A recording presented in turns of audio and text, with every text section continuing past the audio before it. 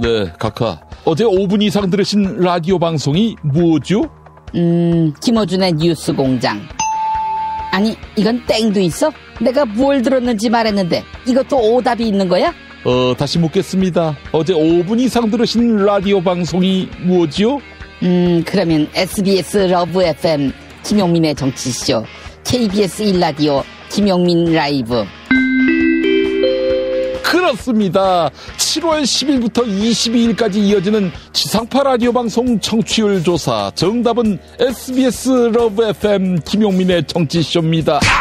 아니, 왜 때리십니까? KBS 1라디오 김용민 라이브는 왜 빼? 응? 여러분의 많은 참여 성원 바랍니다.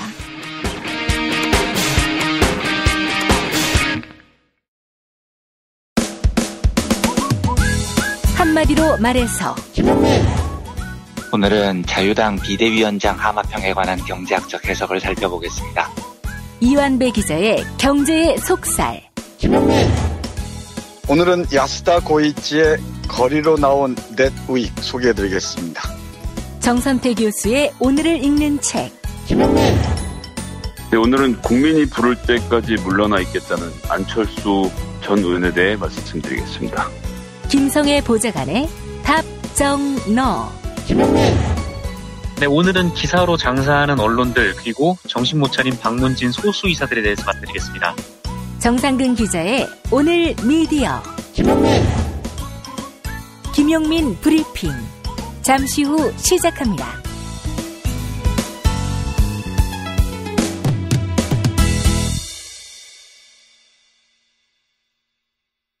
친애하는 영도자 김용민 동지께서는 남녀노소 모두에게 참 좋은데 특히 화장실 문제와 관련해 나오지 말아야 할 게 나온다거나 반대로 나와야 할 게 잘 나오지 않아 고통받는 인민들에게 정말 좋은데 뭐라 표현할 방법이 없는 기찬농원 기찬구지뽕환 판매를 마침내 허락하시었다. 국내산 붉은 황토밭과 1급수 계곡에 자리 잡은 기찬농원에서 구지뽕잎 100%로 만든 데다 해썹 인증에 할랄 인증까지 받아 믿고 먹을 수 있는 기찬 구지뽕환만 있으면 이제 화장실에서도 당당해질 수 있을 것이라며 위대하신 영도자 김용민 동지께서는 치솟는 기쁨을 감추지 못하시었다. 루틴과 가바 성분이 풍부하고 항산화 물질인 폴리페놀과 베타카로틴까지 풍부하며 칼슘과 칼륨까지 풍부하지만 광고법상 어디에 뭐가 좋다고 말할 수 없는 기찬 구지뽕환을 구입할 수 있는 방법은 김용민.com.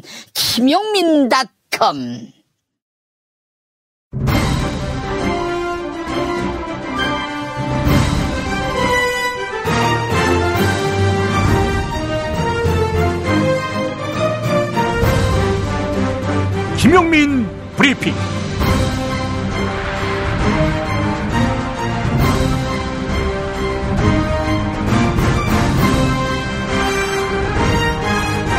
(2018년 7월 10일) 화요일입니다.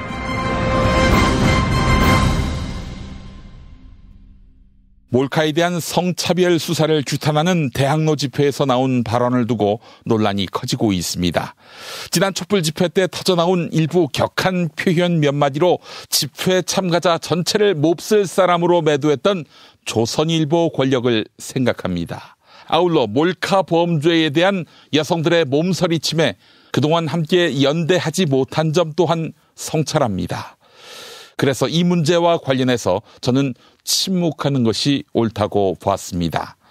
그러나 스스로 목숨을 끊은 이들, 특히 이 중에는 어린 여성 노동자들의 노동권을 온 세상에 고발하려고 법전과 함께 자기 몸을 산호한 전태일 열사까지 조롱하는 발언이 있었는데 도저히 동의할 수 없어 이렇게 입을 엽니다. 누군가는 여성들이 왜 저렇게밖에 할 수 없는지 공포, 분노를 느끼는지 정치인들과 우리 사회 언론계에서 잘 들여다봐야 한다라고 말합니다. 그래요. 다른 성을 가진 이의 혐오에 혐오로 맞서는 이걸 미러링이라고 하지요. 그런데 전태일이 왜 그 도구가 돼야 합니까? 그래서 고통에 빠져 있는 이들의 고난을 해소하는데 과연 무슨 도움이 될까요? 집회는 모름지기 일해야 한다고 훈계하려는 것이 아닙니다. 그럴 자격이 저한테 있겠습니까? 다만 네오나치즘이나 인종주의를 공화국 안에서 포용할 수 없듯이 반사회적 메시지에 대해서는 선을 긋는 용기가 필요한 시점인 것 같습니다. 성평등을 위해 늘 앞장서 일하는 분들께 호소합니다. 이건 아니지 않습니까?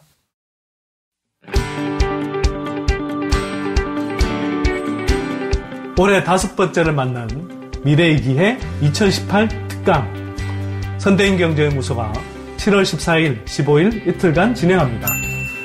1400만 영화 신과 함께의 제작자는 어떻게 빅데이터 기술을 활용해 흥행몰이에 성공했을까요?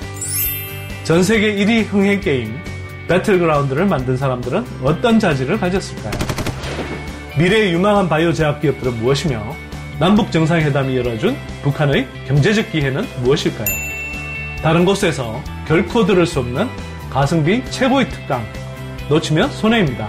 자세한 사항은 문의전화 070-7584-2050 선대인경제연구소 홈페이지를 참고하세요. 중고차죠? 네. 그런데 이 차 진짜 있는 거 맞죠? 정말 이 가격에 살 수 있는 거죠? 아이, 그럼요. 빨리 오시면 됩니다. 여러분 이거 다 거짓말하는 걸 아시죠? 더 이상 속지 마세요. 허위 매물에서 우리의 가족과 이웃을 지키는 더불어 중고차. 직영 정비소를 운영하여 더욱더 믿음이 가는 더불어 중고차. 카카오톡 검색창에 더불어 중고차를 검색하시거나 1661-3363 1661-3363으로 전화주세요.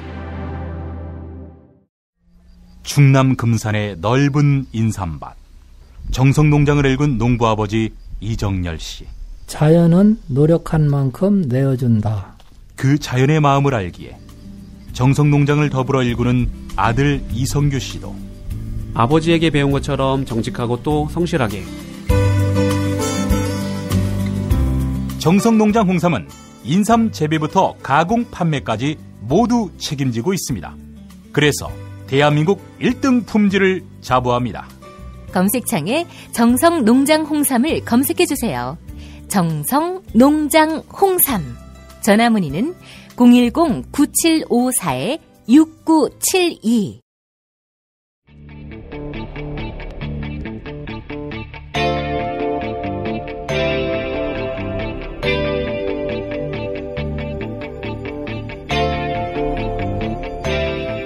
김용민의 뉴스 간장.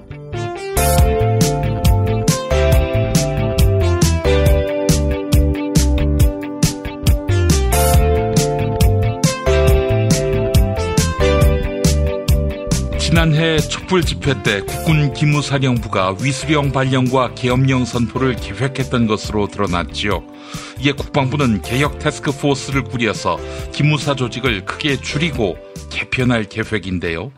성공회대 한홍구 교수는 당초 기무사의 권한이 강화되고 기구가 커진 이유는 쿠데타 방지 업무를 하기 위해서다, 이렇게 설명합니다. 쿠데타를 방지하는 시스템을 동원해서 권력을 잡아왔다는 것인데요. TBS 라디오 김어준의 뉴스 공장에 출연한 한홍구 성공회대 교수의 발언 들어보시죠. 근데 저는 이런 생각이 들어요. 이게 뭐냐면 쿠데타라는 게 군에서 항상 있는 건 아니지 않습니까? 네. 그런데 그걸 이제 그 엄청나게 큰 기구를 만들어 놨어요. 그리고 또 간첩 잡는 임무를 했는데 북에서 간첩이 안 내려오기 시작했어요. 그러니까 이 사람들이 출세는 하고 싶고 공명심은 불타고 근데 할 일은 없고 하니까 이런 그 쓸데없는 일들을 하는 겁니다. 조작 간첩 사건도 만들고요. 그러니까 이렇게 이제 쓸데없는 계획들도 그 세우고 하는데 저는 이것은 방법이 그 뭐냐면은 보안사나 기무사나 명칭만 갈아봐야 뭐합니까? 그러니까 이거는 근본적인 해체가 필요한데 왜냐하면은 지금 그 대한민국이라는 나라가 선거로 선출된 대통령이 잘못해도 쫓아내는 나라입니다. 그렇죠. 그런데 쿠데타가 어떻게 가능하겠습니까? 군이 나설 이유가 없어요. 나설 이유가 없을 뿐만 아니라 쿠데타로 설혹 청와대를 점령한다 하더라도 그 정권이 얼마가 유지가 되겠습니까? 그리고 얼마나 많은 사람이 희생되겠어요, 또. 그렇죠. 그리고 그걸 일으킨 당사자들은 군법에 의해서 아마 사형에 처해질 겁니다. 군법에는 그게 사형으로 되어 있기 때문에. 네. 이제 그렇기 때문에 군에서 그러니까 우리 민주주의의 성숙함에 따라서 민주주의가 성숙한 나라에서 군의 쿠데타 방지 기구가 이렇게 막강한 권한을 갖고 뭐 인원이 한 4,000명 된다는 데가 그런 데가 없거든요. 그러니까 애초에 군의 쿠데타 방지 때문에 권한이 커졌는데. 네. 그리고 간첩 명목이 있었는데 이제 이 부분 남북 화해가 이제 근본적으로 진척이 되고 또 그동안에 또 솔직히 변변한 간첩도 없지 않았습니까? 군에 침투한 간첩. 이제 뭐 그런 거 생각한다면은 이제 아마도 그 방산 쪽 뭐 그쪽은 이제 좀 군의 특수성이 있고 또 군사기밀도 워낙 많다 보니까 그쪽에 국한해서 군 검찰과 어떤 뭐 역할 조정을 하면서 이제 개편하는 그런 방안으로 가고 해체 수준의 개편이 필요하다. 지금 그렇습니다. 해체 수준입니다. 왜냐하면은 말씀하셨다시피 쿠데타 방지용 기구가 이렇게까지 권한이 막강할 이유가 없다. 21세기 대한민국에서. 없죠. 예. 근데 여전히 그런 막강한 힘을 가진 조직이 있다 보니까 이런 친위 쿠데타에 해당되는 문서를 자기들끼리 작성하고 있었던 거 아닙니까? 예, 그렇습니다. 지난주 금요일부터 1박 2일 동안 조선과 미국의 고위급 회담이 진행됐죠. 그런데 조미 관계가 다시 원점으로 돌아가는 것 아니냐. 이런 우려의 목소리가 나오고 있습니다. 조선 외무성이 대변인 담화를 통해 일방적이고 강도 같은 비핵화 요구만 들고 나왔다. 이렇게 반발했기 때문인데요. 하지만 대통령 통일 외교안보 특별보좌관인 문정인 연세대 명예특임 교수는 이 같은 우려를 일축했습니다. 싱가포르 공동선언을 구체화하는 과정에서 마찰이 생길 수밖에 없다는 것입니다. SBS 러브 FM 김성준의 시사전망대에 출연한 문정인 연세대 명예특임 교수 그리고 김성준 앵커 휴가 대신 진행하는 고희경 기자의 일문일답 들어보시죠. 왜 이번 폼페오 국무장관이 방북이 완전 실패라고 보시는지 모르겠네요.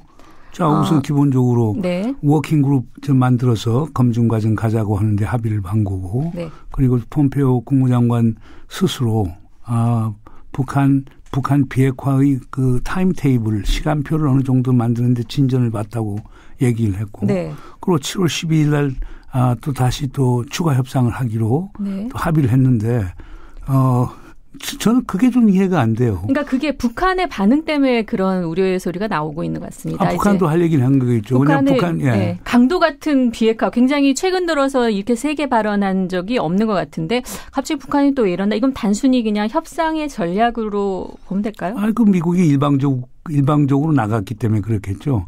북한 입장에서는 기본적으로 행동 대 행동 원칙에 의해서 점진적 동시교환을 하자는 게 주장인데 폼페오 국무장관은 가서 미국의 기대도 있고 그러기 때문에 북한 보고 빨리 뭐 신고도 하고 검증 과정에 들어가고 그다음에 갖고 있는 그 핵탄두라든가 ICBM을 빠른 시간 내에 좀 폐기하자라고 나왔겠죠. 그러니까 그건 북한 입장에서는 너무 일방적인 거다. 그러니까 그 싱가포르 선언 자체가 상당히 그 총론적 성격이 강해요. 그래서 거기에서 보면 모든 관련 국가들이 다 승자들이었거든요. 미국은 완전한 비핵화를 얻었고 북한은 새로운 시작과 소위 안전보장이라고 하는 걸 얻었거든요. 그런데 그걸 이제 강론에서 구체화시키는 과정에서는 결국에 마찰이 생길 수밖에 없는 거죠. 그런 마찰음을 소위 강도 같은 행태라고 표현했을 가능성이 있는데 뭐 북한의 일반적 선전수사의 의미에서 봤을 때는 뭐 그게 대단한 건 아니니까 우리가 뭐 감수하고 나가야 되겠죠. 그러니까 그야말로 그 협상이란 게 주고받는 게 있어야 되는데 왜 계속 달라고만 하느냐. 너네들도 좀 줘라. 이런 입장이군요. 북한은. 그러니까 그 북한의 경우에는 그 외무성 대변인 성명이 좀 나왔지만은 자기들 원하는 7월 27일 날 그날 뭐 종전선언을 하고 싶은데 그거에 대해서는 전혀 답이 없고 자꾸 비핵화와 관련된 뭐 그 신고를 해라. 그다음에 뭐 사찰 검증 얘기만 하니까 일방적인 것 아니냐. 그런 식으로 나왔을 가능성도 상당히 크다고 봅니다. 그러면 종전선언을 미국 입장에서는 왜 북한이 원하는 대로 이렇게 빨리 진행을 안 시키는 걸까요? 그래서 이해하기가 좀 어려운 건데 예. 종전선언이라는 건 상징적 의미가 많은 거거든요. 예. 그러니까 종전선언이라고 하는 것은 그 남북한 북미 간의 소위 적대 관계를 청산한다는 거거든요. 네. 그렇게 되면 김정은 위원장이 제일 지금 하고 싶은 게 미국과의 불가침 조약 같은 걸 체결하는 거거든요.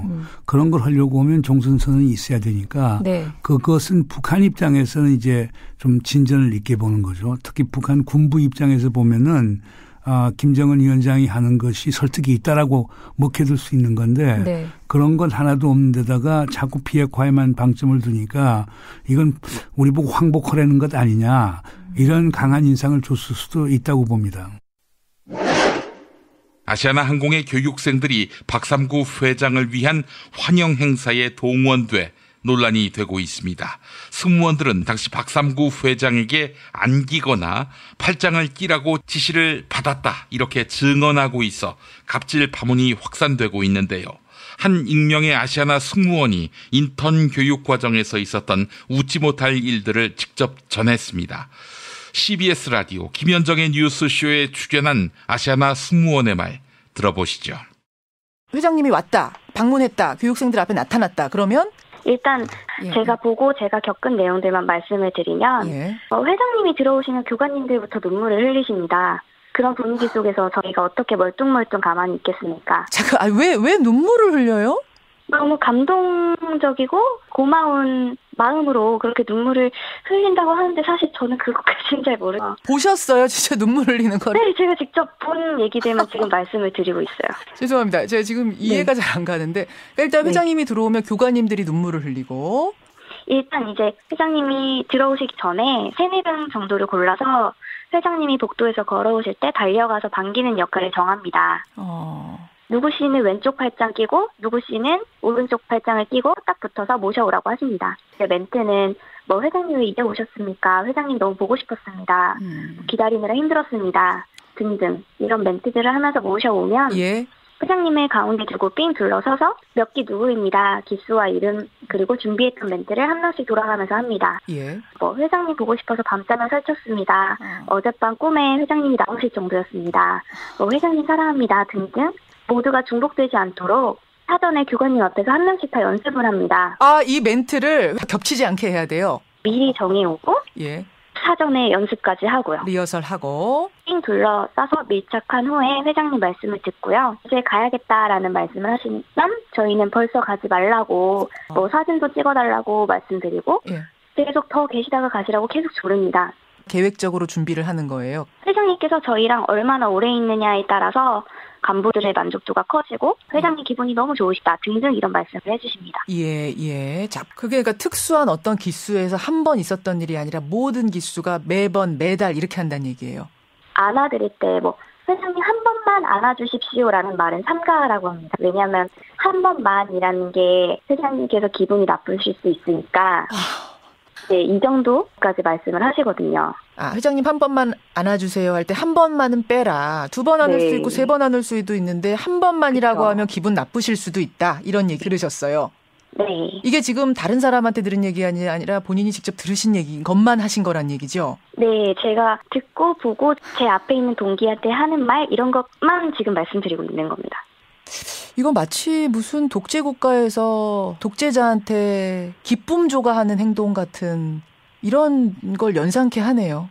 네, 사실 이런 실태에 대해서 가장 창피한 사람들은 직접 하는 저희 승무원들이거든요. 예, 싫다고 하시면 안 돼요. 안 됩니까? 거기서 못 하겠다. 그럴 용기도 감히 아무도 없고요. 이제 사실 저희가 처음에는 인턴으로 계약직으로 입사를 하게 되는 거잖아요.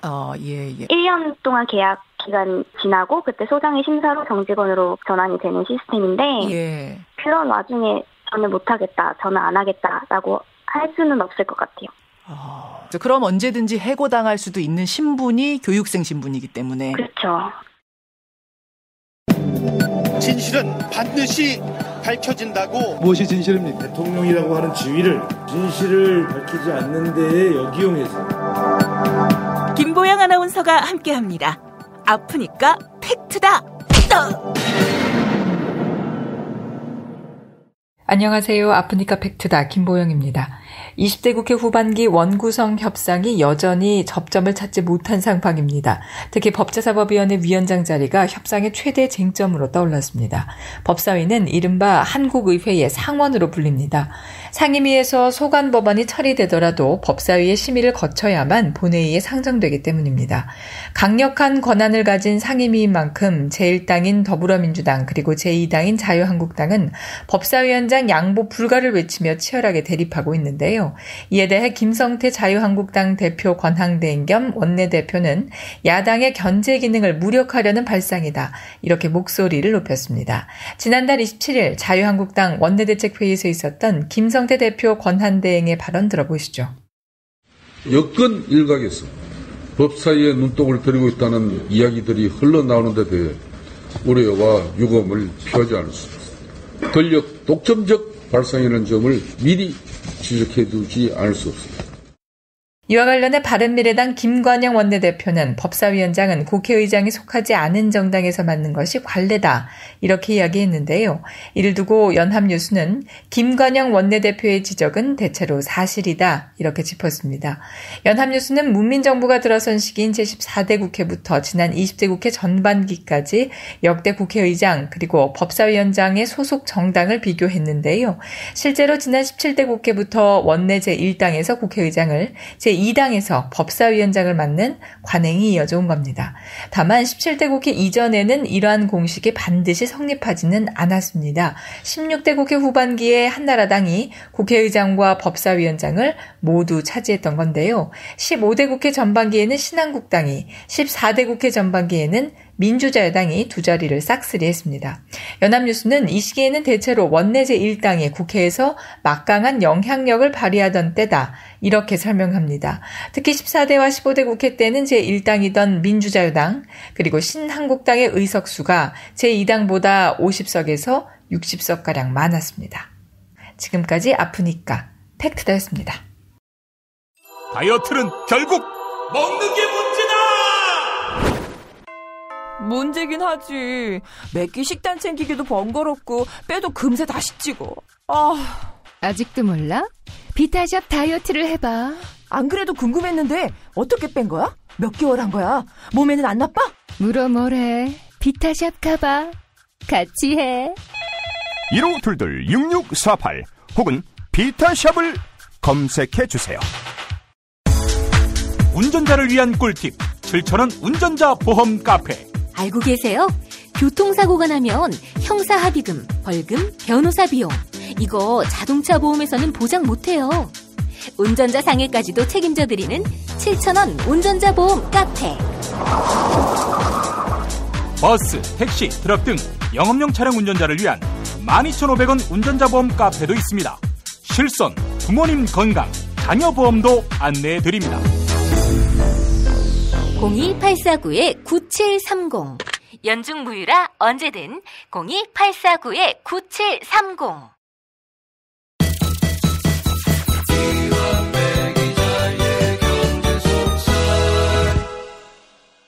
40세 남성 10,000원대, 10살이면 5,000원대의 실손보험과 40세 여성 기준 월 2만원 치아 보험, 네, 포털 사이트 다음에 7,000원 운전자 보험 카페를 검색하시기 바랍니다. 전화번호는 016-360-0689, 016-360-0689번입니다. 일반 전화는 02-849-9730, 02-849-9730번입니다. 네, 경제의 속살로 이어갑니다. 민중의 소리 이완배 기자 함께하겠습니다. 이완배 기자님. 네, 안녕하십니까. 예. 자, 오늘 어떤 이야기 해볼까요? 예, 오늘은 난무하고 있는 자유당의 비대위원장 하마평에 관한 경제학적 해석을 해보려고 합니다. 제가 당연히 브리핑을 드릴 텐데요. 오늘은 약간 인터뷰 형식으로 제가 궁금한 걸 김용민 PD님께 여쭤보면 김용민 PD님께서도 수고스러우시겠지만 두 가지 정도 대답을 좀 해주셔야 할 게 있습니다. 예. 저는 솔직히 자유당에서 비대위원장이 누가 되건 아무런 관심이 없어요. 제가 정할못이기도 하고 누가 된들 별 상관도 없을 것이다 이런 생각도 있는데 또 그리고 왜 그런 하마평이 나돌고 뭐 인물별로 어떤 의미가 있는지에 대해서는 당연히 저보다 김성애 보좌관님께서 훨씬 깊이 있게 해설을 해주실 것이기 때문에 그래서 더 관심이 없었습니다. 그런데 우연히 뉴스를 보니까 지금 하마평에 오르는 사람들 중에 이회창, 정의화, 김형호, 박관용 요 정도면 누가 돼도 상관이 없는 인물들 같아요. 예. 김진명, 이문열 요까지도 뭐 거기서 알아서 하시면 되는 겁니다. 예. 근데 이정미 전 헌법재판관까지 오면 조금 많이 나왔고요. 최장집 고려대 명예교수나 도올 김용옥 선생까지 가면 심하게 나간 겁니다. 여기에 개그맨 김재동 씨나 팟캐스트계의 슈퍼스타인 김용민 PD까지 거론이 지금 된다고 해요. 진심으로 축하드립니다. 첫 번째 질문은 기분이 어떠십니까? 기분이요? 뭐 나쁘지 않죠, 뭐. 네, 기분이 좋으셨다가 대답이고요. 예. 두 번째 질문입니다. 그러면 진지하게 제안이 오면 하실 생각이 있으세요? 요즘 질문을 좀 다르게 해보죠. 김용민닷컴에 올린 칼럼을 저도 읽었는데 예. 하겠다 안 하겠다 요 말을 하신 건 아니신 것 같고 칼럼을 그대로 읽어볼게요. 예. 자유한국당에게 지금 필요한 것은 이미지 변신 따위가 아닙니다. 당신들은 민주공화국을 하려는 의지가 있는가? 이 질문에 대해 답변을 하는 것입니다. 이렇게 적으셨더라고요. 진짜. 예. 그러면 질문을 이렇게 던져보겠습니다. 자유한국당이 민주공화국을 하려는 의지가 있다라는 모습을 보여준다면 김용민 PD님께서는 비대위원장 제안을 받아들이겠습니까? 두 번째 질문입니다. 그건 결국 저한테 어떤 실권을 주느냐의 문제인데 저는 그렇다면 진지하게 출당권과 함께 그러니까 이제 누구라도 하여튼 문제가 있다 싶을 때 비상대책위원장의 권한으로 내쫓을 그런 권한을 주고 2년 뒤 총선을 앞두고 2배 수의 추천 후보를 세울 수 있는 권한을 달라. 그렇지 않고서는 무의미하다. 이게 이제 제 생각입니다. 당을 박살을 내시겠다는 거죠? 거기 들어가시면. 아니, 박살을 내는 게 아니라 청소를 하는 거죠. 청소를. 그걸 박살이라고도 합니다. 그런데 이 방송 들으시는 기자분들 즉각 기사 쓰셔도 되겠습니다. 김용민 PD, 자유한국당 비대위원장 제안 오면 진지하게 고민 중 뭐 이렇게 쓰셔도 벌써 기사 제목이 한 줄이 나옵니다. 오늘 이제 요 이야기를 해보려고 합니다. 오늘 브리핑의 주제는 자유당이 이런저런 비대위원장 후보를 하마평에 올리는 모습에 대한 경제학적인 해석이에요. 조금 전에 김용민 PD님께서 해주신 대답도 상당히 의미가 있는 대답이라고 저는 생각을 합니다. 제목을 굳이 붙이자면 짝짓기의 경제학 정도가 되겠는데 제목이 조금 싸구려처럼 들리실 수 있겠지만 사실은 시장 신호 이론이라고 해서 경제학에서는 아주 유명한 이론입니다. 제가 브리핑에서도 한두 번 비슷한 이야기를 드린 기억이 있는데요. 예. 이 시장 신호 이론을 개척한 사람이 마이클 스펜스라는 경제학자입니다. 스펜스의 시장 신호 이론은 좀 속되게 이야기하면 짝짓기 잘하는 법쯤 됩니다. 기업이 원하는 노동자를 뽑는 법, 이것도 기업과 노동자의 짝짓기죠. 연애 잘하는 법, 이것도 여기에 속해요. 동물의 짝짓기도 이론에 속합니다. 자유한국당이 적절한 비대위원장을 뽑는 것, 이것도 자유한국당과 비대위원장의 짝짓기 이런 겁니다. 그래서 마이클 스펜스는 시장 신호 이론이라는 걸 개척한 공로로 2010년에 심지어 노벨 경제학상도 받습니다. 뭐 짝짓기가 대단하다고 그런 것 갖고 노벨 경제학상까지 받아? 이런 생각이 드시겠지만 이거 실제로 들어보면 상당히 일리가 있어요. 짝짓기라는 게 두 종류죠. 하나는 내가 상대방에게 선택을 받아야 할 때, 그리고 절대 선택을 받지 않아야 할 때, 이 두 가지도 다 일종의 짝짓기입니다. 선택을 받지 않아야 할 때라는 것도 짝짓기의 일종인 것이 내가 저쪽에 짝이 안 돼야 하는 거예요. 그러니까 일종의 짝짓기 게임이라고 할 수 있습니다. 소개팅을 나갔는데 상대가 너무 마음에 안 들어요. 그러면 상대방의 마음을 걷어차기 위한 어떤 행동을 해야 됩니다. 이것도 짝짓기인 거죠. 반대로 상대방이 너무 마음에 들면 상대방의 마음을 얻기 위해서 어떤 행동을 해야 되는 거고요. 다 짝짓기의 범주에 들어가는 겁니다. 그런데 어떤 종류 게임이건 우리가 짝짓기를 할 때는 반드시 하는 행위가 하나 있습니다. 뭐냐? 내가 저 사람과 맞는 파트너냐? 혹은 나는 저 사람이랑 절대 못 해야 되겠다. 파트너가 안 돼야 되겠다. 거나 하여튼 이 둘 중에 하나를 입증하는 과정이 필요합니다. 이걸 경제학에서는 신호를 보낸다고 해요. 그러면 상대는 그 신호를 받아서 분석을 해야 됩니다. 이걸 스크린한다고 하죠. 예를 들면 가젤이라는 영양의 일종 초식동물들이 있습니다. 이 가젤들이 무리를 지어서 살고 있는데요. 사자가 가젤 사냥을 시작을 탁 하려고 하면 가젤 중에 한 마리가 수직으로 50cm에서 60cm 정도를 껑충껑충 뛰기 시작한대요. 그걸 보면 그 가젤은 사자 나 여기 있어요. 나 잡아보세요. 뭐 이런 행동을 하는 것처럼 보인다는 겁니다. 근데 상식적으로는 엄청 멍청해 보이죠. 사자가 덮치려고 하는데 무조건 튀어야죠. 그런데 그 가젤은 제자리 뛰기를 하고 있다고요. 심지어 엄청나게 높게 뜁니다. 동물들 사회에서 사냥이라는 건 속도와 에너지 게임이거든요. 그러니까 이 가젤이 제자리 뛰기를 그렇게 열심히 하고 있다는 건 체력을 소모하고 있다는 거예요. 그러니까 사자가 쫓으면 잡힐 확률이 훨씬 높아지는 바보짓을 지금 하고 있는 겁니다. 그런데 웃긴 건 사자가 그 제자리 뛰기를 껑충껑충하는 가젤을 보고 나서 그 가젤을 외면합니다. 개를 안 쫓고 다른 가젤을 쫓아요. 상식적으로는 개를 사냥을 하면 제일 쉬울 것 같은데 엉뚱한 놈을 쫓기 시작한다는 겁니다.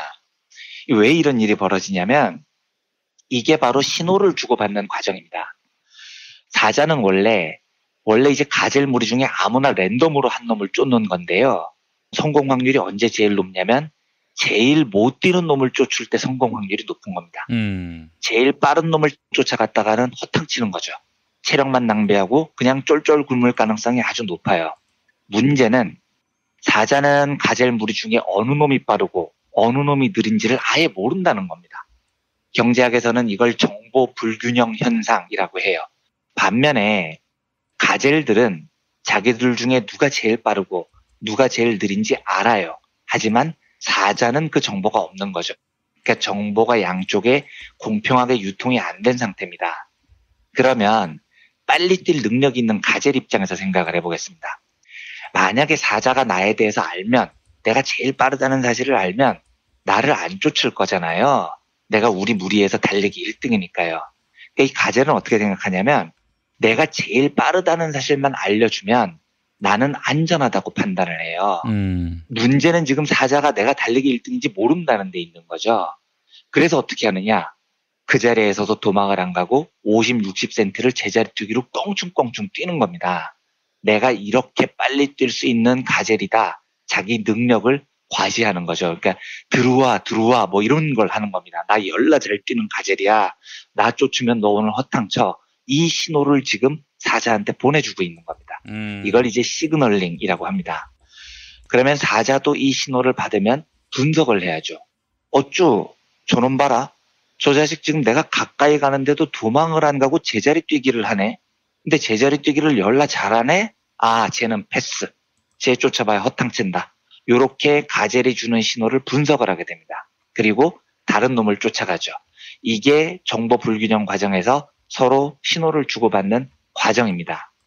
조금 이제 인간 쪽으로 와서 쉽게 다시 한번 풀이를 해보겠습니다. 영화 나쁜 놈들 전성시대라는 거 있죠. 유명한 느와르물인데 여기에 보면 최민식 씨가 경찰에 잡혔을 때 경찰관이 앉아 임마 이러면서 반말을 합니다. 그러니까 최민식 씨가 어떻게 얘기하냐면 그거 내보다 나이도 어린 것 같은데 반말하지 맙시다 이래요. 그러니까 경찰관이 뭘 잘했다고 떠들고 있어 앉아 임마 하고 최민식 씨 머리를 갈겨요. 이때 최민식이 갑자기 이 새끼가 어디다 대고 손찌검이야 건방지면서 경찰관을 한 대를 확 팹니다. 이것도 신호를 주는 거예요. 그때 경찰에 잡힌 여러 깡패 무리들이 있죠. 그런데 그 중에 깡패들끼리는 알아요. 누가 높은 놈들과 연출이 있고 누가 영향력이 센 놈인지 알죠. 깡패들은 최민식이 제일 영향력이 있다는 걸 알고 있어요. 근데 문제는 경찰이 그걸 모른다는 겁니다. 누가 영향력이 센 놈인 줄요. 이게 지금 정보 불균형 상태입니다. 그러면 최민식 입장에서는 나 높은 놈들 중에 아는 놈들 많아. 이 신호를 경찰한테 알려주고 싶은 거예요. 그래야 자기를 안 건드릴 거니까요. 경찰 입장에서는 굳이 센 놈을 건드릴 이유가 없잖아요. 약한 놈들 건드리면 되니까요. 예. 그래서 최민식은 내가 얼마나 센 놈인지 보여줘야 되는데 마땅한 방법이 없습니다. 그러니까 경찰을 후드려 패는 겁니다. 나한테 함부로 하지 마. 나 엄청 센 놈이야. 이런 시그널을 보여주죠. 근데 여기서 중요한 게 있습니다. 신호를 보낼 때 신호에는 두 가지 종류가 있어요. 하나는 값 비싼 신호, 이제 정확한 경제 용어로는 코스틀리 시그널, 비용이 많이 드는 시그널이라고 합니다. 요게 있고요. 나머지 하나는 값싼 신호. 요건 이제 개나 소나 다 보낼 수 있는 신호입니다. 저는 이걸 설명할 때 야부리 시그널이라고 제가 이름을 지었는데 예. 야부리로 할 수 있는 시그널. 아주 쉬운 시그널이죠. 입만 열면 할 수 있는 시그널인 겁니다. 이런 두 종류가 있습니다. 그런데 상대방에게 내 신호를 보낼 때는 이 야부리 시그널, 개나 소나 다 입으로 할 수 있는 신호는 백날 보내봐야 소용이 없습니다. 말로 떠드는 걸 누가 믿냐고요. 그러니까 상대가 나를 믿게 하기 위해서는 매우 값비싼 신호, 코스틀리 시그널을 보내야 된다는 게 스펜스의 이론입니다. 예를 들어서 가젤이 사자가 덮치려고 할 때 야부리를 털어요. 야, 나 우리 무리 중에 달리기 짱이야. 나 쫓아봐야 소용없어 하고 막 사자한테 떠듭니다. 사자가 믿겠습니까 그걸요? 저 새끼 뭐야 이씨 이러면서 그 가젤을 오히려 덮치겠죠. 그래서 진짜 빨리 뛰는 가젤은 그 사실을 시그널을 보내기 위해서는 목숨을 건 시그널을 보내야 돼요. 비용이 아주 많이 드는 시그널을 보내야 됩니다. 뭐냐? 사자가 사냥을 시작해도 도망을 안 가요. 목숨 걸어야 되는 겁니다. 그리고 50cm, 60cm 껑충껑충 뜁니다. 요것도 상당한 에너지 낭비이기 때문에 굉장히 위험한 전술이에요. 하지만 이렇게 위험한 전술을 택해서 목숨을 건 시그널을 보내면 사자가 알아듣는 겁니다. 아, 쟤는 진짜 빨리 뛰는 놈인가 보네. 내가 가까이 가도 도망도 안 가고 제자리 뛰기를 하는. 쟤는 진짠가 보다. 포기. 이렇게 되는 겁니다. 최민식 씨도요. 많은 분들이 그 최민식 씨가 그때 풀려 나온 대목에서 요 명대사만 기억하잖아요. 너그 서장 남천동 살지 뭐 내가 임마 너그 서장하고 임마 어저께도 밥도 먹고 사우나도 가고 임마 다 했어 임마 요것만 기억을 하잖아요. 예. 그런데 신호 이론에 따르면 경찰이 최민식한테 쫄게 된 계기는 그 야부리가 아니에요. 영화를 잘 보십시오. 어디서 경찰이 쫄기 시작하냐면 최민식이 경찰관 얼굴을 갈길 때 이미 승부가 나버립니다. 피의자가 경찰관을 팬다는 건 엄청난 코스틀리 시그널입니다. 이건 뭐 제대로 따지면 경찰관 폭행죄, 공무집행 방해에 다 추가되는 거죠. 그리고 그때가 1980년대라 만약에 경찰관을 폭행했는데 그게 허세잖아요. 블러핑이면 걔는 유치장에서 경찰관한테 죽는 겁니다. 엄청난 모험인 거예요. 그런데 최민식은 그걸 해요. 그 순간 경찰들이 최민식을 알아보는 겁니다. 와, 얘는 건드리면 안 되는 놈이구나. 이 시그널을 받는 거죠. 예. 반대로 최민식이 야부리 시그널만 했어요. 거기서 개나 소나 다 할 수 있는 말로만 하는 시그널만 보냈다면 경찰관이 안 믿습니다. 경찰관을 패는 과정 없이 내가 너그 서장하고 임마 밥도 먹고 임마 이러면 경찰관은 뭐라는 거야 이 새끼가. 나는 어제 대통령하고 사우나 갔다 왔어 이 새끼야. 트럼프가 내 친구야 이러면서 더 패는 겁니다. 그러니까 말로 야부리 터는 건 소용이 없는 거예요. 상대에게 내 마음과 정보를 주기 위해서는 매우 비용이 많이 드는 값비싼 신호를 보내야 된다. 이건 자연세계에서 우리 주변에서 정말 널려 있습니다. 사랑하는 이성한테 나도 너무 사랑해 아무리 이야기해봐도 소용이 없는 거죠. 요건 누구나 보낼 수 있는 값싼 신호니까요. 이게 뭘 해야 되겠습니까? 남이 못하는 걸 해야 돼요. 엄청난 이벤트, 63빌딩 옥상에 선영아 사랑해 이런 걸 붙여야 됩니다. 이런 값비싼 신호를 보내줘야 상대가 아, 저 사람이 나를 진정으로 사랑하는구나 라는 걸 느끼죠. 공작새라는 새가 있잖아요. 그 수컷 꽁지 깃털이 엄청 화려하죠. 예. 근데 자연적으로 보면 그거 무지하게 위험한 겁니다. 일단 무거워요. 이 꽁지 깃털이. 에너지 소모도 많습니다. 그걸 달고 다니면요. 그리고 천적한테 눈에도 잘 띄어요. 하지만 공작새 수컷이 암컷에게 가서 너 나랑 짝짓자 이 시그널을 주기 위해서는 그 위험을 감수해야 됩니다. 코스틀리 시그널을 보내줘야 되는 거죠. 그 위험도 감수 안 하고 암컷한테 가서 나 멋지지 이러면은 안 멋져 임마 이렇게 뺀지 맞고 돌아오는 겁니다. 지난 선거에서 자유당이 폭망을 했죠. 그리고 뭔가 개선을 하겠다고 합니다. 그래서 이제 최장집 선생님, 도올 선생님, 뭐 김재동 개그맨, 김용민 PD님까지 비대위원장 유입설이 나와요. 자, 그러면 비대위원장에서 거론되는 사람들 입장에서 생각을 해보십시오. 김영민 PD님께서는 본인 입장에서 생각을 해보시면 됩니다. 지금 이게 완벽한 정보 불균형 상태예요.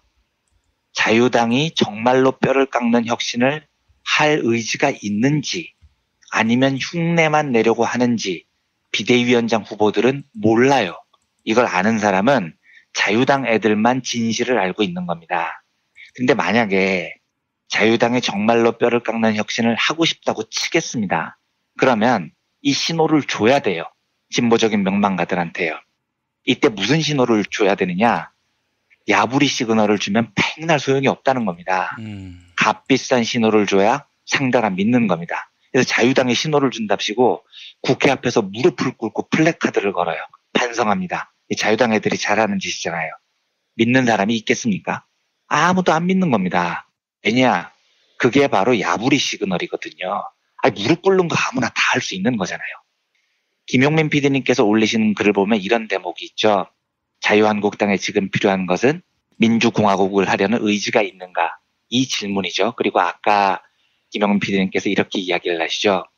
나한테 전권을 준다면, 그러니까 다 쫓아낼 수 있는 권한, 2배수로 사람을 물갈이할 수 있는 권한을 준다면 나는 맡을 용의가 있다. 이렇게 이야기를 하셨잖아요. 예.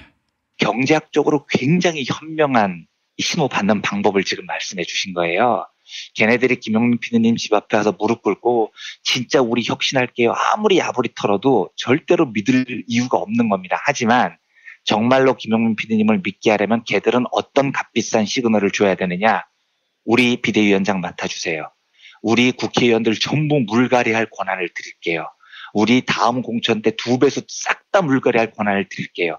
이 정도의 시그널을 준다면 이건 진짜로 민주공화국을 하려는 의지가 있다는 시그널이 되는 겁니다.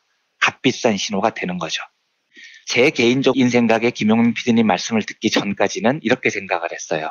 자유당이 만약에 진보적 명망가들을 모시려고 한다면 최소한 국회의원 전원 사퇴 권한, 국회의원 전원 사퇴하겠다는 자기들의 자발적인 발표, 이 정도가 있어야 저는 코스틀리 시그널 정도라고 생각을 했습니다. 그게 김용민 PD님께서 이야기해 주신 것과 비슷한 시그널을 지금 요구를 하는 거죠. 공작새도 목숨을 걸고요. 꽁짓짓을 해서 날개짓을 합니다. 바젤도 목숨을 걸고 제자리 점프를 해서 사자한테 신호를 줘요. 그러면 자유당 놈들도 뭔가 정말로 훌륭한 비대위원장을 얻고 싶으면 그 정도의 비중 있는 시그널을 보내야 됩니다. 뭘 맨날 날로 먹으려고 그러면 안 되는 겁니다. 고작 무릎 꿇고 야부리 터는 걸로 우리 개혁하겠어요라는 시그널을 준다고 생각을 하면 말도 안 되는 소리인 거죠. 진정으로 정치인이 국민들에게 나 변화하겠습니다 라는 진심을 보여주고 싶으면, 그 시그널을 주고 싶으면 그건 말이 아니고 자기 희생에 준하는 값비싼 신호를 보내야 됩니다. 하도 자유당 계열이 오랫동안 개판친 게 많아서 얘들은 이제 어지간한 신호를 보내도 국민들이 믿지 않아요. 진짜로 값비싼 신호를 보내야 됩니다. 김용민 PD님께서 말씀하셨듯이 당 국회의원들 전원이 물갈이 될 수 있는 이 정도 신호를 줘야 믿는 거죠. 그런데 만약에 그걸 못 보낸다. 진심이 없는 겁니다. 별것도 아닌 깡패가 경찰서에 와서 내가 임마 대통령 친척인데 임마 하고 야부리 떨고 있는 거죠. 그러면 한 대 맞을 거 3대 맞고 5대 맞는 거예요. 최근에 자유당 쪽에서 비대위원장 하마평을 날리면서 보내는 시그널이 제가 보기에는 너무 한심하고 웃깁니다. 그래서 한참 지켜보고 있는 중입니다. 얘들이 정말로 어느 정도 시그널을 보낼 수 있을지요. 굉장히 제 전망으로는 부정적이지만 하여간 영화 보듯이 흥미롭게 관전을 해보면 좋을 것 같습니다. 정말로 개혁의 의지를 가진 시그널을 보여준다면 김용민 PD님께서도 비대위원장을 맡을 용의가 있다고 하셨으니까 제가 개인적으로 친분 있는 사람으로서 마음을 담아서 한마디를 드립니다. 화이팅 하십시오. 알겠습니다. 이완배 기자님 오늘 말씀 잘 들었습니다. 네, 감사합니다. 부모님의 생신 또는 기념일에 아주 특별한 선물을 준비하고 계십니까? 부모님의 소중한 일생을 되돌아볼 수 있는 기억의 책을 선물해보세요. 부모님의 어린 시절부터 젊은 시절 그리고 노년에 이르기까지 그 누구보다 치열하게 살아온 삶의 여정을 한눈에 모아볼 수 있도록 최고 100장까지 들어가는 사진첩과 더불어 기자들이 직접 인터뷰를 통해 작성하는 생애사까지 더해져 오직 부모님만을 주인공으로 하는 세상에 다시 없을 고품격 기억의 책을 10년 노하우로 특별 제작해드립니다. 200페이지 분량 12권에 2부까지 함께 드리는 구성으로 440만 원에 모십니다. 한평생 가족을 위해, 자녀를 위해 헌신해 오신 부모님. 아주 오래 기억에 남을 뜻깊은 선물. 지금 신청해 보시죠. 평범한 사람들의 아주 특별한 기록. 기억의 책 만민보. 문의전화 1877-1419 1877-1419 민중의 소리.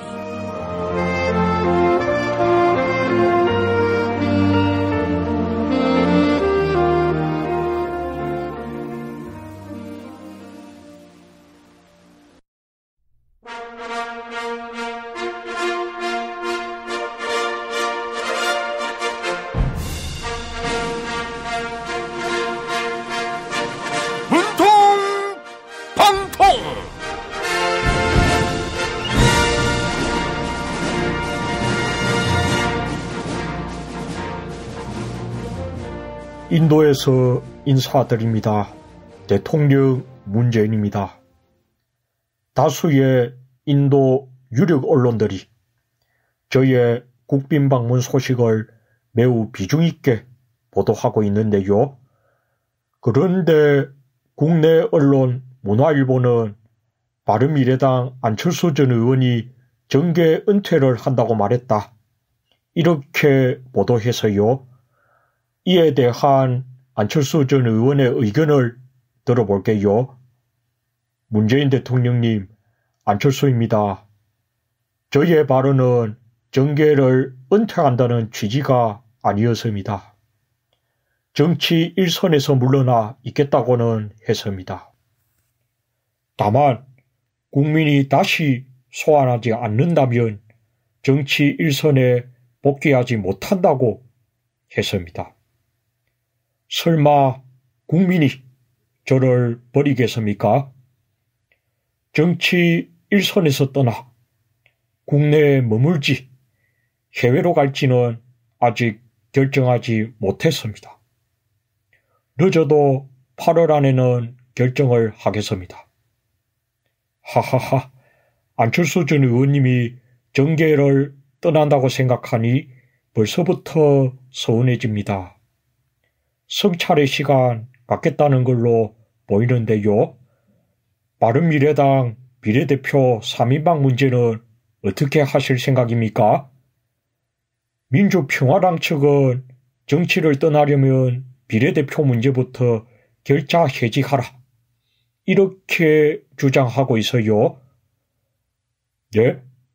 비례대표 3인방 이상돈 의원은 안철수 전 의원의 정계 은퇴를 손꼽아 기다리지 않았냐고요? 이상돈 의원이 말한 대로 정치적으로 종친 사람에게 너무 많은 걸 바란다고요? 아이고, 안철수 전 의원님, 비례대표 3인방 문제도 해결하지 못할 만큼 당내 영향력이 없어진 걸로 보여요. 친 안철수계에서조차 휴식기를 길게 가져야 한다. 이렇게 주장하고 있어요. 네? 인생지사 세옹지 마라고요? 대통령 지지율도 60%로 붕괴됐는데 너무 자만하지 말라고요? 하하하하.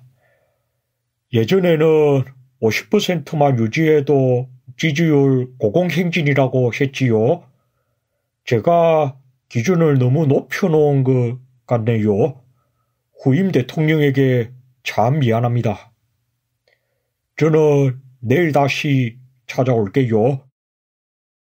아이고, 무릎이야. 무릎펜 몰라? 무릎펜? 무릎펜이라고 이번에 새로 나온 무릎 관절 보호대야. 네이버에서 무릎펜을 검색해봐. 상담은 010-2255-4489 최 과장을 찾아주세요. 허리가 아파요. 아랫배가 나와요. 골반이 바로서야 건강도 아름다움도 바로섭니다. 바디로직을 입으세요. 토크밴드의 입체적인 탄력이 틀어진 골반을 바로잡습니다. 간편하고 확실한 골반 교정 타이즈 바디로직. 판촉물이나 단체 선물이 필요할 때 이왕이면 우리 편 회사 네피아를 찾아주세요. 인터넷 검색창에 네피아를 치시거나 032-519-4800으로 전화주시면 친절하게 상담해드립니다.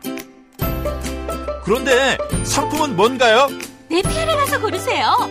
3만 가지가 넘는 물품이 있어요. 탈모인가 예비 탈모 여러분, 저희 제품 꼭 쓰세요. 그 고통을 알기에 최대한 싸게 팝니다. 이제 탈모약 써도 괜찮다고요? 같이 쓰면 부작용 없이 2배 효과입니다. 이미 모발이 식했다고요? 그럼 더 싸게 오래 유지해야죠. 아직 젊고 두피도 반짝거리지 않는다면 100% 뿌리 깊은 샴푸 두피 영양제 1566-7871.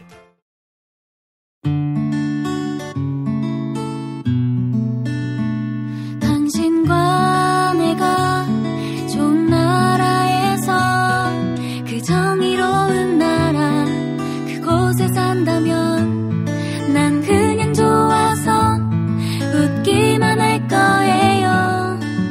당신의 뉴스 보좌관 김용민 브리핑. 대한민국 뉴스 브리핑의 선두주자 김용민 브리핑. 계속해서 김보영 아나운서가 오늘의 날씨를 전해드립니다. 날씨를 전해드립니다. 어제에 이어 오늘까지 경기 북부와 영서 북부에는 최고 100mm가 넘는 많은 비가 더 오겠습니다. 그 밖에 수도권과 영서 지방에는 20에서 60mm, 영동과 충청 북부 그리고 경북 북부에는 5에서 30mm의 비가 예상됩니다. 아침 예상 기온 서울과 대전 22도, 광주 23도, 대구 20도인데요.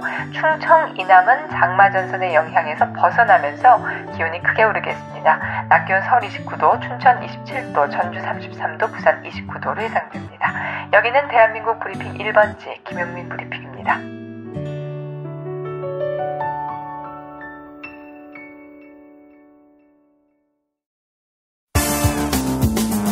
오늘을 읽는 책, 문학평론가인 국민대학교 국문학과 정선태 교수와 함께합니다. 무릎이 아파올 때 참으면 더 큰 치료를 받아야 합니다. 혹시나 무릎이 시리거나 아프시다면 최과장을 찾아주시면 특별한 가격에 모시겠습니다. 010-2255-4489, 010-2255-4489번입니다. 무릎펜 역시 무릎펜. 네, 정선태 교수의 오늘을 읽는 책으로 이어갑니다. 국민대학교 한국어문학부 국어국문전공 정선태 교수님 함께하겠습니다. 교수님? 네, 안녕하세요. 네, 교수님 오늘 어떤 책 소개해 주시겠습니까? 네, 오늘도 어제에 이어서 혐오란 무엇인가 함께 고민해 보고자 합니다. 몇 번 말씀드렸던 것 같은데 일본에서 한국과 한국인에 대한 혐오, 담론을 유포하고 있는 집단이 있죠. 예. 제특이라고도 하고요. 넷우익이라고도 하는데요. 제특은 제1특권을 용납하지 않는 시민 모임의 줄임말입니다. 그러니까 제1조선인들이 하는 일도 없이 일본에서 특권을 누리고 있다. 우리는 그것을 용납하지 못하겠다라는 뜻으로 모인 시민 그룹입니다. 글쎄요. 우리 제1동포들이 그런 혜택을 입은 적이 있었는지 의문인데요. 네. 조금 이따 말씀드리겠지만 일본인들 중에 어려운 삶을 살아가는 사람들이 왜 없겠습니까? 그 사람들이 생활고나 이런 문제들이 생길 때마다 다 조선놈들 때문이다 라고 얘기를 하는 거죠. 조선인들에게 특권을 주면서 왜 일본인들의 세금을 다 조선인들에게 갖다 바치느냐 이런 말도 안 되는 소리를 하는 거죠. 예. 이런 제1특권을 용납하지 않는 시민 모임의 줄임말이 제특이고요. 이들이 주로 활동하는 장이 인터넷입니다. 해서 넷우익, 인터넷 우익이라는 뜻이죠. 이 넷우익이 일본의 이른바 극우 세력들을 결집하는 발판 역할을 하고 있는 것 같습니다. 예. 뭐 여러 가지 움직임들이 있는데 요약해서 말씀드리자면은 한국과 한국인, 북한을 포함한 조선과 조선인에 대한 혐오를 바탕으로 해서 일본의 그 극우 세력들을 결집하고자 하는 그런 몸부림을 보여주고 있습니다. 예. 뭐 이들의 입에서 나오는 말들은 참 감당하기 힘듭니다. 조생징이란 말은 물론이고요. 쫑코란 말을 쓰는데 쫑코는 팔푼이 또는 뭐 어리버리한 놈 이런 뜻이라고 하는군요. 그리고 일본 여성들을 강간하는 놈들은 다 조선 놈들이다. 얘기하는 게 일수고요. 예. 김치 냄새, 마늘 냄새를 둘러싸고 온갖 혐오의 언어들을 남발하는 자들도 이들입니다. 그 특정 지역에 고향을 둔 분들을 뭐 홍어 이렇게 말하는 놈들하고 의식 체계가 똑같네요. 별반 다를 게 없습니다. 되게 그 혐오로 먹고 사는 자들의 언어 활동을 보면은 뭐 크게 다른 점을 찾기가 어렵습니다. 제특에 속한 사람들의 말을 잠깐만 들어보면 이랬습니다. 바퀴벌레 조선인을 일본에서 쫓아내라. 짱깨들을 도쿄만에 쳐넣어라. 어이 거기 불령선인 일본에서 꺼져. 죽어버려. 날카로운 목소리로 절규하고 주먹을 휘두르며 거리를 천천히 행진하는 넷 우익의 카리스마가 바로 이 사진 속 다카다의 미래라고는 아무도 상상할 수 없었을 것이다 라고 얘기하면서 이 제특을 처음 만든 다카다라는 사람을 소개하고 있습니다. 이처럼 조선인을 바퀴벌레로 비유하고 중국인들에 대해서도 수많은 혐오를 퍼뜨리는데요. 짱깨들을 도쿄 앞바다에 쳐넣어야 된다라고 얘기합니다. 그리고 식민지 시대 때 조선인들을 불령선인이라고 했잖아요. 예. 후테이 센진이라고 해서 아주 비하하는 말을 썼었는데 이 불령선인들 다 일본에서 꺼지라고 얘기합니다. 얼마 전 그 뉴스를 봤더니 지하철 안에서 외국인을 보고서 노인이 한국에서 꺼지라고 했다 그러죠. 니들이 한국에서 해준 게 뭐냐? 왜 우리에게 비부터 사느냐? 말했다는 겁니다. 이런 점들을 보면은 사실 그 기원이 무엇인지 고민하지 않을 수가 없습니다. 그런데 이 책 야스다 고이치라는 그 기자 출신이면서 어떤 노동 운동도 하고요. 그리고 이런 논픽션도 쓰고 하는 사람인데 대단히 그 일본의 이런 우익 세력들 특히 제특 활동에 대해서 비판적인 글을 많이 쓰는 사람입니다. 저자의 분석에 따르면은 왜 조선인들을 죽여버리자고 하는지, 왜 조선인들을 그렇게 비하하고 혐오하는지 그 이유를 설명하는데요. 어떤 사람의 예를 들어서 이렇게 말합니다. 잠깐 들어보겠습니다. 지금 많은 일본인이 빈곤 때문에 고통을 받고 있습니다. 노숙자가 되거나 자살하는 사람이 꽤 많아요. 매년 3만 명이나 되는 사람들이 스스로 목숨을 끊고 있습니다. 그런데 제일 코리아는 외국 국적이면서도 우선적으로 생활보호지원금을 받고는 일본에 대해 비판만 하고 있지 않습니까? 빈곤을 이유로 제일 코리안이 자살했다는 이야기는 들은 적이 없어요. 특권을 향유하면서 차별 반대 운동이나 전쟁 범죄 추궁 같은 사실 무근의 반일 활동을 하는 제일 코리안이야말로 일본의 적이 아닙니까? 어떻습니까? 이게 그 넷 우익에 속한 사람들의 기본적인 태도인 것 같습니다. 조선인들이 특권을 누리면서 일본에 대해서 비판적인 태도를 취한다는 거죠. 뭐 이런 얘기 낯설지가 않죠. 지금 진행 중인 난민을 둘러싼 논쟁을 봐도 예멘 난민들에게 돈을 100만이 넘게 주느니 어쩌니 하지 않습니까? 예. 그리고 이 한국의 국민들도 생활보호자로 힘겨운 삶을 사는 사람들이 많은데 왜 그들에게 우리의 세금을 쓰느냐라고 얘기하는 거죠. 그러니까 문화적, 종교적 혐오를 넘어서 가난에 시달리는 사람들이 이런 극우 언어에 편승하는 경향이 아주 강하다고 얘기를 합니다. 문제 해결책은 여러 가지 방향에서 접근할 수 있겠지만은 빈부격차가 줄고 그리고 사회적 안전망이 제대로 확보되고 하면서 상식적인 담론들이 유통될 때 바로 이런 극우적인 성향의 혐오 담론도 조금씩 줄어들 수 있지 않을까라고 이 저자는 얘기하는 것 같습니다. 이 책을 읽다 보면 참 불편합니다. 우리가 다른 사람의 눈에 어떻게 비칠까가 우리의 삶에 중요한 영향을 끼칠 때가 많잖아요. 예.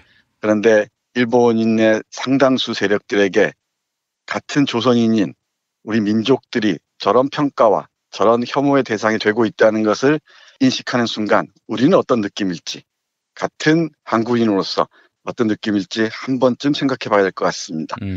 예, 사람이란 각자 개별성을 지니고 있어서 다양하기 마련이지 않습니까?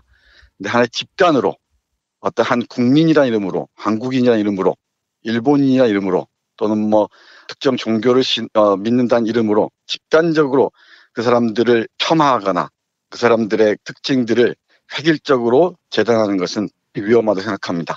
이게 바로 새로운 내셔널리즘의 발흥과도 연결되어 있지 않은가 싶어요.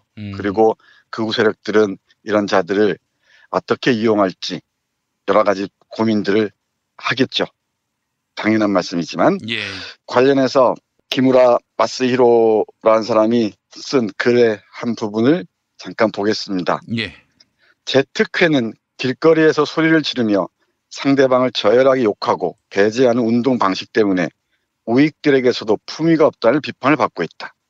와라비 씨의 칼데론 씨 가족에 대한 항의 시위만 해도 약자를 괴롭히는 행동이므로 도저히 찬성할 수 없다. 우익은 약자를 괴롭히지 않는다. 그러나 이마저도 매스컴이 많이 모인 곳에서나 펼치는 퍼포먼스 전술에 불과하다. 이런 표층적인 감정론에 휩쓸리는 것만큼 우스꽝스러운 일도 없다. 그들이 등장한 배경에는 불안정 고용이 급증해 세상이 어지러워지면서 해소할 길이 없는 불안과 스트레스를 가진 젊은이들이 많이 생겨났다는 사실이 있다. 그런 불안이나 스트레스를 배출할 곳을 찾아 약자를 공격하는 것은 아닐까. 네, 이 부분은 좀 주목할 만합니다. 사회에 불만이 많이 쌓인 사회적 약자층들 있지 않겠습니까? 이 사람들이 어떤 사회에 대한 불만이나 증오들을 자신들이 발견한 새로운 약자들에게 그대로 투사한다는 얘기죠. 그 대표적인 사례가 난민일 수 있을 것 같습니다. 난민을 둘러싼 논란들은 사실은 우리 사회 문제이기도 합니다. 우리 내부의 문제이기도 하다는 점을 다시 한번 말씀드리고 싶습니다. 오래전에 조선인 학교를 제특회에서 갑작스럽게 쳐들어와서 소란을 부린 적이 있었죠. 이른바 제특들의 퍼포먼스라고 하는데요. 제특회 회원들이 조선학교에 와서 확성기를 들고 어떤 말을 했는지 잠깐 들어보겠습니다. 조선학교 이런 건 부셔버려. 우리는 다른 단체들처럼 만만하게 당하지 않아. 일본에 살게 해주고 있잖아. 너희는 구석에 처박혀 있으면 돼. 뭐 이 정도에 그치지 않습니다. 좀 더 보면 이렇습니다. 조선인은 우리 선조의 토지를 빼앗았다. 여기는 일본 여자를 강간하고 빼앗은 땅이다. 김치 냄새가 난다.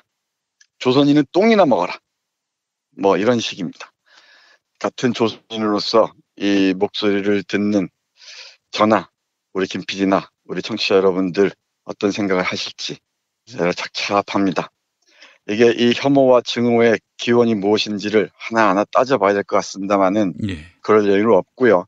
사회적으로 그들보다 더 약한 것처럼 보이는 어제 말씀드렸듯이 이 미립국자의 후에 반난민 상태에 있는 조선인들을 향한 혐오를 통해서 자기 존재를 증명하려고 한다는 것 분명하게 알 수 있을 것 같습니다.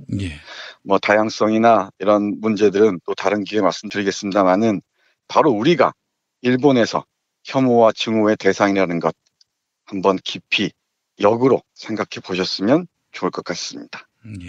이뿐만이 아니고 이 책 곳곳에서 제가 읽어드리기 딱할 정도로 참 듣기 힘든 말들이 많습니다.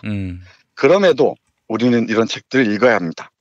우리가 일본에서 어떤 평가를 받고 있는지, 한국인은 좀 덜하다 하지만 북한인들에 대해서는 또 더 말할 것도 없죠. 뭐 차이가 별로 없는 것 같습니다. 예컨대 일본의 한류 영풍이 있지 않습니까? 뭐 연사마 이런 거 기억하실 겁니다. 이런 걸 또 이 사람들은 못 견뎌요. 일본을 문화적으로 지배하라는 음모다라고 얘기하는 거죠. 이런 드라마나 이 노래들을 틀어내는 방송사를 공격하는 일들이 비일비재하다고 합니다. 그래서 일본의 유명한 작가 들뿌리란 소설을 쓴 오오카 쇼에이라는 사람이 있는데요. 저는 양심적인 작가로 알려져 있죠. 이 사람이 어제 소개해드린 이준우 사건을 보고 이준우를 변호하자 극우 세력들이 이 작가를 두고 조선인의 개라고 얘기했다고 합니다. 그러니까 일본의 양심적인 지식인들이 없지 않습니다. 또 상식적인 일본인들이 왜 없겠습니까? 어쩌면 다수인지도 모르죠.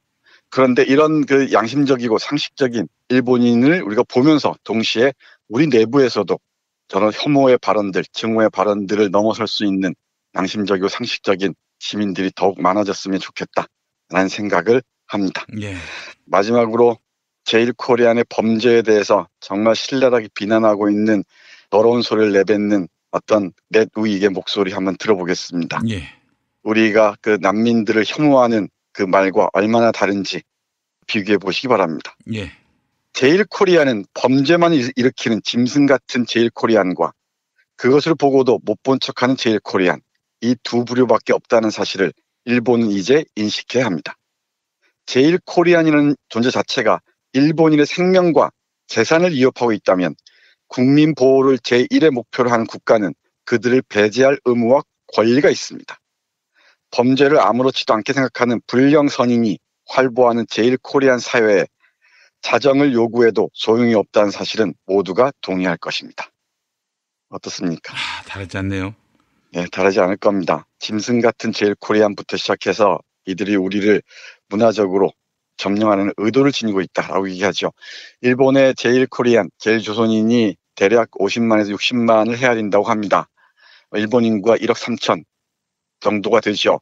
그런데 이런 그 소수자들 두고 불안들을 유포하면서 자신들의 정신적 스트레스를 풀어나가고요. 그걸 또 극우 세력들이 악용하는 방향으로 흐름을 하는 것 같습니다. 제발 부탁하건대 균형 잡힌 비판은 얼마든지 정말 가능합니다. 누구나 일리는 있을 수가 있죠. 예. 적어도 이런 혐오와 증오, 몰이에 바탕을 둔 이런 혐오와 증오의 언어들은 정말 삼가야 할 줄 압니다. 예. 그러기 위해서 일본의 그 Z회, 그 넷 우익들의 언어는 깊이 우리가 참고할 필요가 있지 않을까 생각해서 오늘 야스다 고이치의 거리로 나온 넷 우익 소개해드렸습니다. 예, 참 일본만 그러는 줄 알았는데 우리 안에 그런 넷 우익들이 살아있네요. 네, 맞습니다. 그러니까 우리 일베들 다 뭐 치를 떨지 않겠습니까? 예. 일베들이 폭식 투쟁하면서 내뱉었던 말들, 뭐 시체 장사꾼 같은 거 한번 떠올려 보십시오.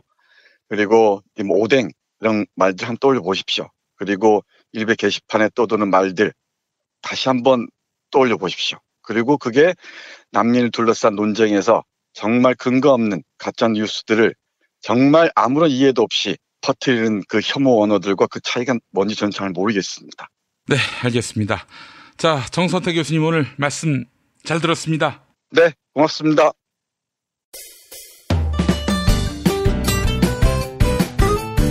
뉴스포렌 메리 코너로 이어갑니다. 김용민 트위터 계정에서는 매일 설문조사가 진행되고 있습니다. 지난 토요일 서울 대학로에서 대규모 여성 집회가 열렸습니다. 이들은 경찰이 홍대 누드 모델 몰카 사건을 편파적으로 수사했다고 주장했는데요. 그런데 이번 시위에서는 문재인 대통령에 대한 남성 혐오 발언이 나와서 논란이 되고 있습니다. 문재인 재기해 또는 무조 탄핵 유조 당선과 같은 구호 또는 이러한 문구가 담긴 피켓이 문제가 된 겁니다. 시민들은 이러한 표현을 어떻게 바라보고 있을까요? 어젯밤 10시까지 모두 738분이 설문조사에 참여해 주셨습니다. 75%, 4명 가운데 3명은 집회 주최 측의 견해와 무관하지 않다, 대표성이 있다 이렇게 응답해 주셨습니다. 나머지 25%, 4명 가운데 1명은 일부 참가자의 개인 의견이다, 대표성은 없다 이렇게 평가해 주셨습니다. 트위터를 통해 김용민 브리핑에 참여하실 수 있습니다. I love 에그님 주최 측이 말렸어야 합니다. 설문조사에 참여해주신 여러분께 감사의 말씀 전합니다.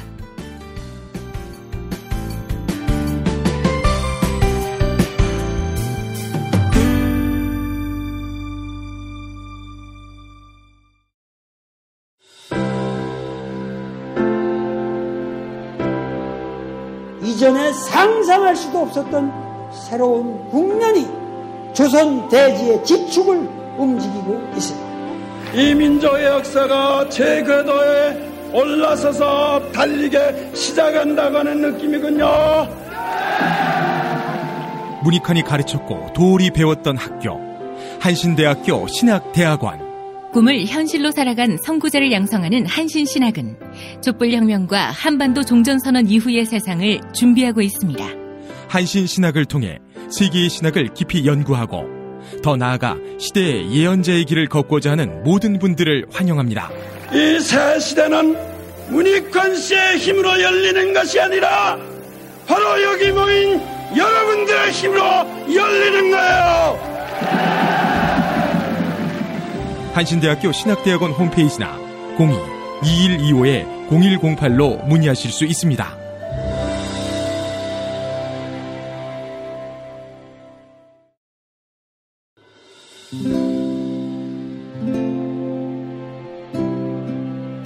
문익환 목사님은 우리 남북 관계에 있어서도 큰 정기를 마련해 주셨습니다. 늦봄 문익환 목사 탄생 100주년. 민주화와 통일운동을 위해 11년 4개월간 옥고를 마다하지 않은 행동하는 양심. 오늘 우리가 누리고 있는 이 민주주의 또 문익환 목사님 덕분이 아주 큽니다. 그가 24년 동안 살았던 서울 강북구 인수봉로 통일의 집이 6월 1일 문익환 통일의 집 박물관으로 거듭납니다. 사람들이 이렇게 항상 북적북적 이렇게 했던 공간이라 아버지한테만 아니라 우리 모두들한테 굉장히 큰 의미가 있는 통일의 역사를 기억하며 통일의 길을 모색하는 문익환 통일의 집 박물관 기념사업 추진위원으로 함께해 주시겠습니까? 이건 단지 어떤 유가족들의 유산이 아니라 우리 시대가 가지고 있는 유산이기 때문에 자세한 안내는 포털 사이트에서 문익환 통일의 집을 입력해 주세요.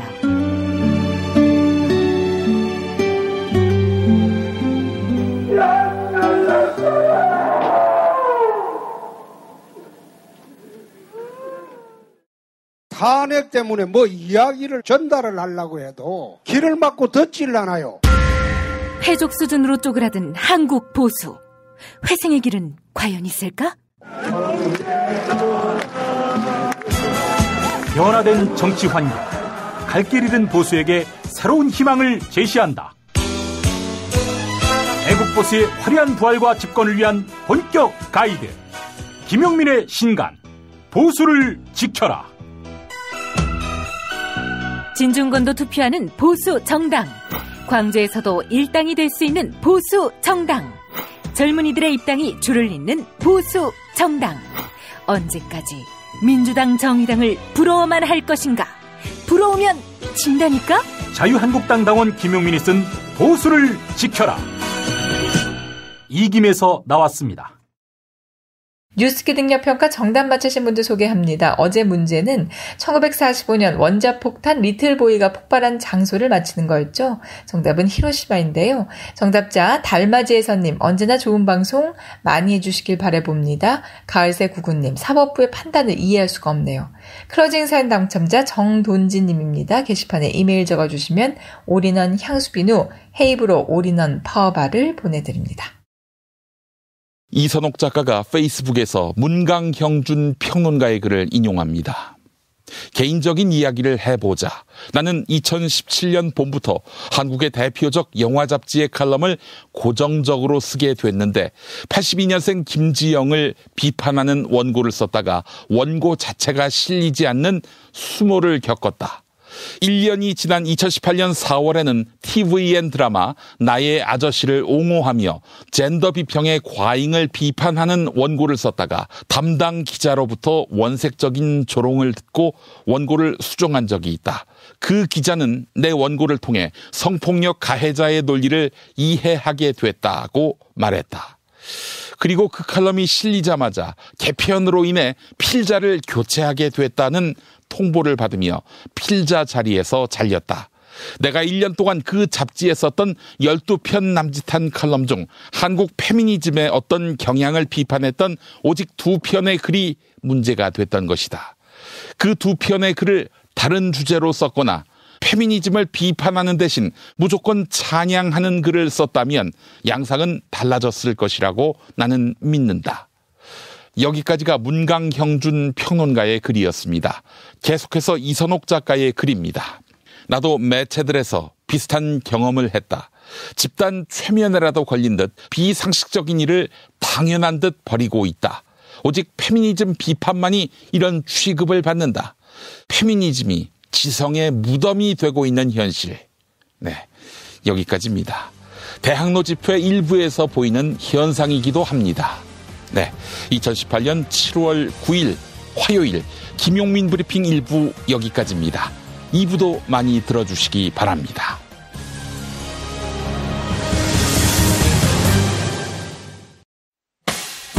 김용민 브리핑과 함께한 시간 어떠셨어요?